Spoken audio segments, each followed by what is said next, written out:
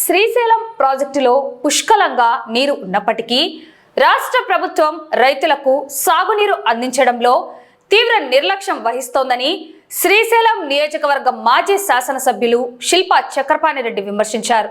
శనివారం బండి ఆత్మకూరు మండలంలోని ఈర్నపాడు గ్రామంలో పర్యటించిన ఆయన రైతులతో ప్రత్యేకంగా సమావేశమై వారి సాగునీటి సమస్యలను అడిగి తెలుసుకున్నారు. అనంతరం రైతులతో కలిసి పొలాల్లోకి వెళ్లి నీరు అందక ఎండిపోతున్న పంట భూములను స్వయంగా పరిశీలించారు. క్షేత్రస్థాయిలో రైతులు ఎదుర్కొంటున్న ఇబ్బందులను తెలుసుకొని తీవ్ర ఆవేదన వ్యక్తం చేశారు. ఈ సందర్భంగా శిల్పా చక్రపాణిరెడ్డి మాట్లాడుతూ శ్రీశైలంలో నీరు ఉన్నప్పటికీ రాయలసీమ ప్రాంతానికి రావాల్సిన న్యాయమైన నీటి వాటాను అందించడంలో ప్రభుత్వం విఫలమైందన్నారు. పోతిరెడ్డిపాడు హెడ్ రెగ్యులేటర్ ద్వారా నీటిని విడుదల చేయకపోవడంతో పొలాలు ఎండిపోయి రైతులు తీవ్ర నష్టపోతున్నారని మండిపడ్డారు. మన హక్కైన తెలుగంగ కాలువ ద్వారా సాగునీటిని సాధించుకోవడానికి రైతులతో కలిసి త్వరలోనే బలమైన కార్యాచరణ ప్రణాళికను రూపొందిస్తామని స్పష్టం చేశారు. రైతులకు న్యాయంగా సాగునీరు అందే వరకు వారి తరపున నిలబడి అలుపెరగని పోరాటం చేస్తామని ఆయన భరోసా ఇచ్చారు. ఈ కార్యక్రమంలో స్థానిక రైతులు, మండల వైఎస్ఆర్ కాంగ్రెస్ పార్టీ నాయకులు, కార్యకర్తలు మరియు శ్రేణులు పాల్గొన్నారు. ఈర్నపాడు గ్రామంలో ఈ యొక్క తెలుగంగ కాలువ కింద సాగు చేస్తున్నటువంటి రైతాంగం సమస్యలపైన ఇక్కడ తెలుసుకోవాలనే ఉద్దేశంతో ఈర్నపాడు గ్రామానికి రావడం జరిగింది. ఈర్నపాడు పొలిమేరలో ఉన్నటువంటి పొలాలు ఇవన్నీ కూడా ఇదంతా ఈర్నపాడు పొలిమేర, సింగవరం గ్రామం, అదేవిధంగా సోమయాజులపల్లె గ్రామాల పరిధిలో ఉన్నటువంటి ఈ పంట పొలాలన్నీ కూడా చూస్తూ ఉంటే ఎంత చూడండి, అక్కడ అన్ని నెట్టలు పోయి ఈరోజు అది బతికే పరిస్థితి లేదు. ఇప్పుడు ఏమైనా నీళ్ళు ఇస్తే అంతో ఇంతో రైతు బతికే పరిస్థితి కనపడతా ఉంది. ఎక్కడ చూసినా బీటలు వారినాయి, ఎక్కడ చూసినా నెట్టలు పోయినాయి. పొలాలు ఊరికి పచ్చగా కనపడుతుంది, కానీ ఇది ఇంకా 2-3 రోజుల్లో నీళ్ళు వదిలితే బతుకుతుంది తప్ప, లేకపోతే ఇది బతికే పరిస్థితి లేదు.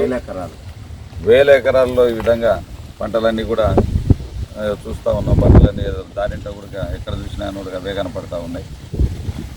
రైతు కంట్లో కన్నీరు తప్ప వర్షపు నీరు మాత్రం చుక్క నీరు వచ్చే పరిస్థితులు కనపడడం లేదు. రైతు కన్నీరు పెడతా ఉన్నాడు. ఈరోజు కనీసం ఎకరాకు 15,000 రూపాయలు ఖర్చు పెట్టి ఈరోజు ఇప్పటికే 15,000 రూపాయల పైనే ఖర్చు అయింది ఎకరానికి. ఈ విధంగా రైతు ఉంటే పాలకులు ఈరోజు చూస్తా ఉన్నాం, తెలుగుదేశం నాయకులు కావచ్చు, లేకపోతే కూటమి నాయకులు రైతులను పలకరించిన పాపానవ్వలేదు. ఏ విధంగా ఉన్నారని చెప్పి శ్రీశైలం డ్యాంలో 180 టీఎంసీల నీరున్నా ఈరోజు వరకు కూడా పాలకుల నిర్లక్ష్యం వల్ల, ఎమ్మెల్యే గారి నిర్లక్ష్యం అనుకోండి, లేకపోతే మంత్రుల నిర్లక్ష్యం అనుకోండి, ఎవరైనా నిర్లక్ష్యం, ప్రభుత్వం నిర్లక్ష్యం అనుకోండి, నిర్లక్ష్యం వల్ల ఈరోజు కూడా వెలుగోడు 16.95 టీఎంసీలను నింపాల్సినటువంటి వెలుగోడు రిజర్వాయరు కేవలం గతంలో ఇంతకంటే ముందు 3 టీఎంసీలు నీళ్లు నిలువంటే 3 టీఎంసీలు వరకే ఈరోజు నింపడం జరిగింది. ఈరోజు చూస్తూ ఉన్నా. అక్కడే కాకుండా కేసీ కెనాల్లో కూడా తుంగభద్రలో ఈరోజు దాదాపు 60 టీఎంసీల నీరున్నా కూడా చుక్క నీరు వదిలిన పాపానవ్వలేదు. కనీసం పశుపక్షాదుల కోసమైనా నీళ్ళు వదిలిన సందర్భాలు మనం చూడలేదు ఈ ప్రభుత్వం వచ్చిన తర్వాత. ఈ దుర్మార్గమైన ప్రభుత్వం, రైతు వ్యతిరేక ప్రభుత్వం కనీసం ఇప్పుడైనా ఒక 4-5 రోజుల లోపల నీళ్ళు వదిలితే రైతాంగం బతికి కట్టగలుగుతారు. లేకపోతే వాళ్ళకు వరి కాదు ఉరే శరణ్యం,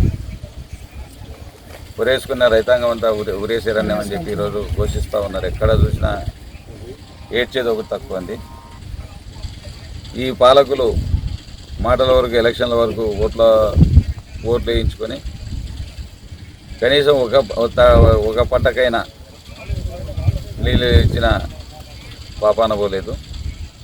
జగన్మోహన్ రెడ్డి గారి హయాంలో మేము ఆ రోజు వర్షాభావ పరిస్థితులు కొన్ని ఇబ్బందిగా ఉన్నా కూడా వెలుగోడు రిజర్వాయర్లు 3 టీఎంసీల నీళ్లు ఉన్నా కూడా నీళ్ళు ఇచ్చి రైతులను కాపాడిన సందర్భాలు ఎన్నో ఉన్నాయి.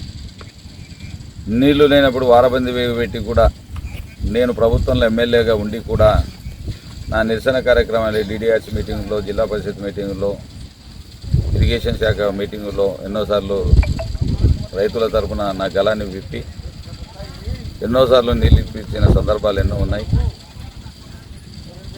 పోయినసారి ఎండాకాలంగా 2 years బ్యాక్ పూర్తి స్థాయిలో కూడా వేసుకున్న పంటను కాపాడినాం. కనీసం వేడుకుంటా ఉన్నాం. ఈరోజు పాలకులను వేడుకుంటా ఉన్నాం, రైతాంగం అంతా వేడుకుంటుంది ఒకటే, మా పంటలను పరిశీలించండి, మా గొంతు తడపండి అని చెప్పి ఈరోజు లబోదిబం అంటున్నారు. కాబట్టి ఇప్పటికైనా వెలుగోడు రిజర్వాయర్ను నింపాలి, ఖచ్చితంగా నింపాలి. కేసీ కెనాల్కు రైతాంగానికి నీళ్ళు ఇవ్వాలి.